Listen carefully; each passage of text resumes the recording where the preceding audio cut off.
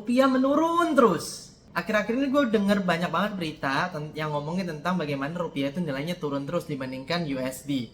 Nah, tapi sebenarnya kalian tahu gak sih ini tuh apa yang terjadi? Kita bayangin ya, ada Bejo dan Jennifer. Bejo itu tinggal di Indonesia dan Jennifer tinggal di US. Harga nasi uduk di Indonesia di tempat Bejo itu 15.000, sedangkan di Jennifer, yaitu di US, harganya $1. 1 tahun kemudian, tiba-tiba ada yang terjadi di negara si Bejo, sehingga di Indonesia ini harga nasi uduk menjadi 30.000.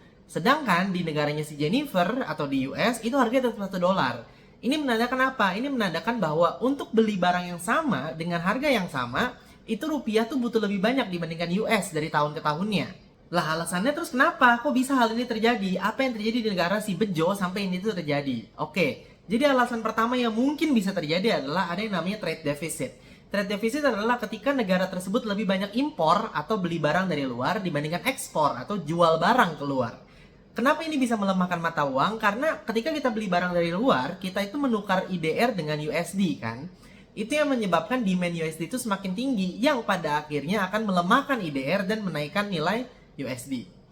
Hal kedua yang bisa terjadi adalah karena investor luar yang ada di negara si Bejo ini mulai pada kabur-kaburan karena takut akan banyak hal. Bisa jadi karena kondisi politik, kondisi ekonomi, ataupun kondisi lain-lainnya yang nggak bisa diprediksi. Nah, sehingga mereka nih yang punya uang banyak ini tadinya dalam IDR menukar lagi semuanya ke dalam USD. Dan itulah yang pada akhirnya sama seperti contoh pertama tadi membuat IDR jadi lebih lemah. Menurut kalian gimana? Bisa gak Indonesia benar-benar pulih? Komentar ya.